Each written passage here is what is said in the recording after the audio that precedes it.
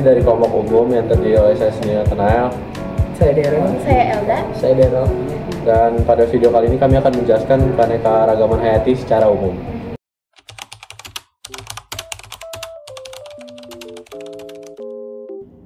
Keanekaragaman hayati atau biodiversitas adalah istilah yang menggambarkan berbagai bentuk kehidupan di bumi mulai dari genetik, spesies, hingga ekosistem.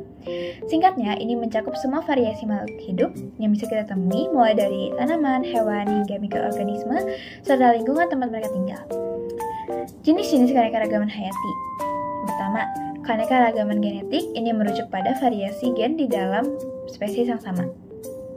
Misalnya, dalam satu populasi singa, beberapa mungkin lebih besar, lebih cepat, atau lebih kuat karena perbedaan genetik yang diwarisi dari induk mereka. Karena keanekaragaman genetik ini penting karena memungkinkan spesies beradaptasi perubahan lingkungan. Yang kedua, keanekaragaman spesies ini adalah jumlah dan variasi spesies yang berbeda dalam suatu ekosistem. Contohnya, di hutan tropis ada ribuan spesies pohon, burung, dan serangga yang hidup bersama. Semakin beragam spesiesnya, semakin sehat ekosistem tersebut.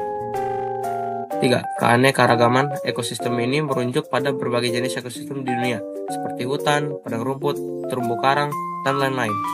Setiap ekosistem memiliki kombinasi spesies dan lingkungan yang berbeda, yang semuanya saling terkait dan penting bagi keseimbangan alam. 1. Menjaga keseimbangan alam. Keanekaragaman hayati membantu menjaga ekosistem tetap stabil.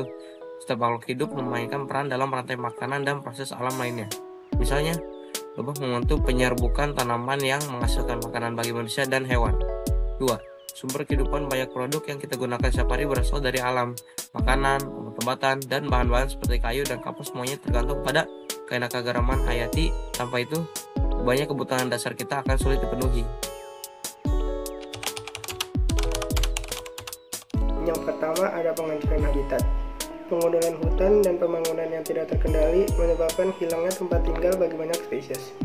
Ini mengurangi populasi mereka dan dapat menyebabkan kepunahan. Yang kedua ada perubahan iklim. Ketika iklim berubah, banyak spesies tidak dapat beradaptasi dengan cepat, yang membuat mereka rentan terhadap kepunahan. Yang ketiga, eksploitasi berlebihan. Penangkapan ikan secara berlebihan, penebangan hutan tanpa kontrol, dan perburuan liar semuanya mengurangi jumlah spesies secara signifikan. Yang keempat, spesies asing. Ketika spesies dari luar ekosistem diperkenalkan ke dalam suatu wilayah, mereka sering mendominasi dan mengganggu keseimbangan yang ada, mengancam spesies lokal yang ada di situ. Nah, apa sih yang bisa kita lakukan untuk mencegah hal tersebut? Yang pertama, kita dapat melestarikan habitat alami, menjaga dan melindungi hutan, lautan, dan ekosistem lainnya adalah langkah penting dalam melestarikan keanekaragaman hayati. Nah, ini bisa dilakukan dengan membentuk taman nasional atau cagar alam. Nah, yang kedua itu pengolahan sumber daya yang berkelanjutan. Kita harus menggunakan sumber daya alam dengan bijaksana, seperti hanya menangkap ikan dalam jumlah yang tidak mengancam populasinya, atau menanam kembali pohon setelah menebangnya. Yang ketiga apa sih? Yang ketiga itu restorasi ekosistem, mengembalikan ekosistem yang telah rusak, seperti menanam kembali hutan yang telah digunduli atau memperbaiki lahan yang tercemar, membantu memulihkan keanekaragaman hayati.